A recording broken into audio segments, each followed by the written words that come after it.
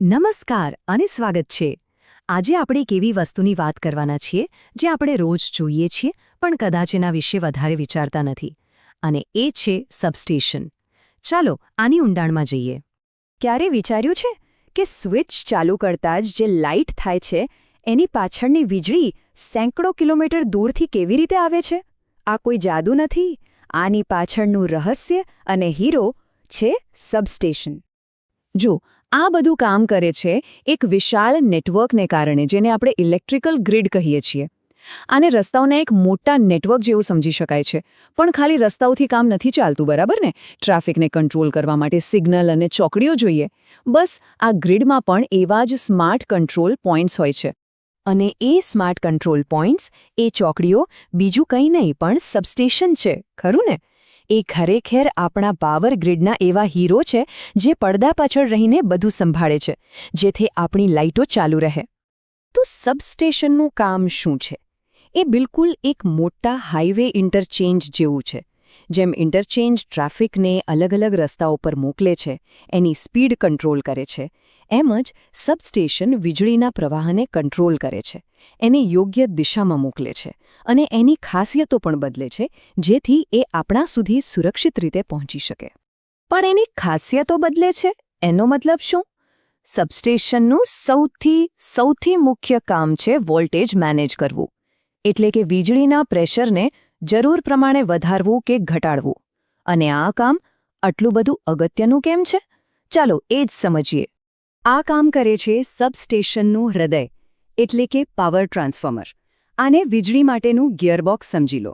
જેમ ગાડીમાં ગિયર બદલીને સ્પીડ અને પાવર કંટ્રોલ કરીએ છીએ, એમ જ ટ્રાન્સફોર્મર વોલ્ટેજનું લેવલ બદલીને પાવરને એડજસ્ટ કરે છે. સારું, આ સમજવા માટે બે શબ્દો બહુ જરૂરી છે: વોલ્ટેજ અને કરંટ. બહુ જ સિમ્પલ છે. વોલ્ટેજ એટલે પાણીના પાઇપમાં રહેલું પ્રેશર. જેટલું વધારે પ્રેશર એટલી જોરથી પાણી આગળ વધશે. અને કરંટ એટલે એ પાઇપમાંથી કેટલું પાણી વહી રહ્યું છે એનો જથ્થો. હવે મજાની વાત એ છે કે આ બંને વચ્ચે એક ઊંધો સંબંધ છે. તમે વોલ્ટેજ એટલે કે પ્રેશર વધારો તો કરંટ એટલે કે પ્રવાહ ઘટી જાય છે. અને લાંબા અંતર સુધી વીજળી મોકલવા માટે આ જ ટ્રીક કામ આવે છે. ઊંચા વોલ્ટેજ પર વીજળી મોકલવાથી એનર્જી લોસ ઓછો થાય છે. જો વોલ્ટેજ ઓછું હોય તો કરંટ એટલો વધી જાય કે એવું લાગે જાણે આખી નદીને એક નાનકડી પાઇપમાંથી પસાર કરવાની કોશિશ કરી રહ્યા છો. કેટલી બધી એનર્જી વેડફાય, ખરું ને? ચાલો તો હવે સબસ્ટેશનની અંદર જઈએ, એક નાનકડી ટૂર લઈએ અને જોઈએ કે આ બધું કામ કેવી રીતે કરે છે. જુઓ, બધા સબસ્ટેશન એક જેવા નથી હોતા. એના પણ પ્રકાર હોય છે. જ્યાં જગ્યા ઓછી હોય, જેમ કે શહેરોમાં, ત્યાં બિલ્ડિંગની અંદર ઇન્ડોર સબસ્ટેશન જોવા મળશે. ખુલ્લી જગ્યામાં મોટાભાગે આઉટડોર હોય છે. અને હવે તો લેટેસ્ટ ટેકનોલોજી પણ છે, ગેસ ઇન્સ્યુલેટેડ સબસ્ટેશન. આ બહુ જ કોમ્પેક્ટ હોય છે અને બહુ ઓછી જગ્યા લે છે. તો આ બધા સાધનો એકબીજા સાથે જોડાયેલા કેવી રીતે હોય છે? એના માટે હોય છે બસબાર. અને ઘરના પાવર એક્સટેન્શન બોર્ડ જેવું સમજી શકાય છે, પણ બહુ જ મોટા સ્કેલ પર. હવે આમાં પણ બે પ્રકાર છે: સિંગલ અને ડબલ. સિંગલ બસબારમાં જો કોઈ પ્રોબ્લેમ આવે તો આખું સ્ટેશન બંધ, પણ ડબલ બસબારમાં એક બેકઅપ હોય છે, એટલે મેન્ટેનન્સ કરવું હોય તો પણ પાવર બંધ કરવાની જરૂર નથી પડતી. ઓકે, પણ આટલા મોટા પાવરને કંટ્રોલ કરવા માટે એને માપવો પણ પડે, બરાબર? એના માટે છે સબસ્ટેશનનું ડેશબોર્ડ. જેમ ગાડીમાં સ્પીડોમીટર અને ફ્યુલ ગેજ હોય છે, એમ અહીં કરંટ ટ્રાન્સફોર્મર એટલે કે સીટી વીજળીના પ્રવાહને માપે છે, અને પોટેન્શિયલ ટ્રાન્સફોર્મર એટલે કે પીટી એના પ્રેશર એટલે કે વોલ્ટેજને માપે છે. આનાથી જ ખબર પડે છે કે બધું બરાબર ચાલી રહ્યું છે કે નહીં. અત્યાર સુધી તો બધું શાંતિથી ચાલી રહ્યું હતું, પણ જો કોઈ ગડબડ થાય તો? હવે વાત કરીએ સૌથી અગત્યની વસ્તુની: સેફટી અને રિલાયબિલિટી. એવા સાધનોની જે આખા ગ્રીડને બચાવે છે. વિચારો કે આકાશમાંથી વીજળી પડી. આટલો મોટો વોલ્ટેજ સ્પાઇક આખા સિસ્ટમને ઉડાવી શકે છે. અહીં કામ આવે છે પહેલો બોડીગાર્ડ, લાઇટનિંગ અરેસ્ટર. જેવી વીજળી ત્રાટકે, આ તરત જ એક્સ્ટ્રા વોલ્ટેજને પકડીને સીધો જમીનમાં ઉતારી દે છે. એ બિલકુલ એક હાઈસ્પીડ પ્રેશર રિલીફ વાલ્વ જેવું છે, જે મોંઘા સાધનોને બચાવી લે છે. હવે બીજા બે સેફ્ટી ગાર્ડ્સની વાત કરીએ: સર્કિટ બ્રેકર અને આઇસોલેટર. બંને સરખા લાગે પણ છે નહીં. સર્કિટ બ્રેકર એક ગાડીની ઇમરજન્સી બ્રેક જેવું છે. કોઈ ફોલ્ટ થાય તો તરત જ પાવર કટ કરી દે.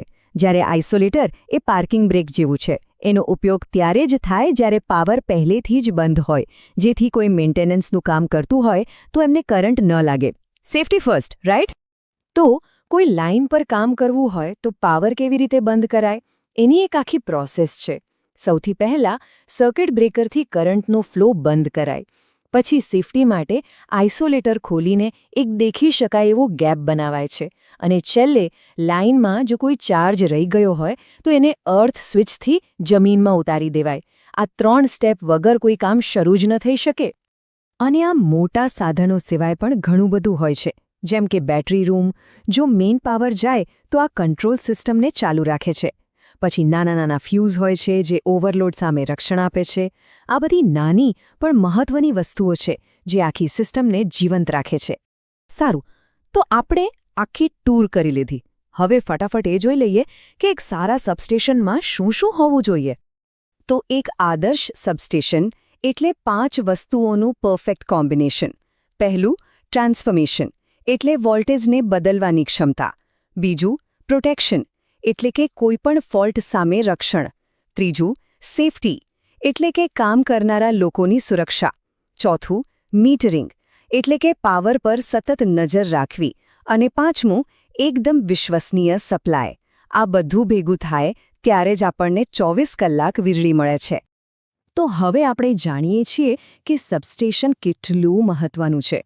પણ દુનિયા બદલાઈ રહી છે. હવે સોલાર અને વિન્ડ જેવી રિન્યુએબલ એનર્જી ગ્રીડમાં જોડાઈ રહી છે. તો એ વિચારવા જેવું છે કે ભવિષ્યના સબસ્ટેશન કેવા હશે?